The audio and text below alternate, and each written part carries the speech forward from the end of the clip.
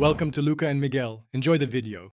You start by preparing both devices, turn the Ola S1 Pro on and make sure the dashboard is awake. On your phone, open Settings and go straight to Bluetooth. Keep the screen unlocked so prompts appear. Disable or move away other Bluetooth accessories to reduce pairing conflicts. Once done, make sure the bike is stationary with parking brake engaged. That prevents accidental throttle activation. This initial setup speeds discovery and avoids common connection failures. Now you put the bike into pairing mode. Press and hold the dedicated Bluetooth/pairing button on the Ola until the LED blinks or the display shows pairing. On the phone, tap Scan or Pair New Device. Wait for the entry labeled Ola S1 Pro. Select it promptly. When a PIN appears, enter 0000 or the exact code the bike shows. Once paired, the phone and bike exchange keys.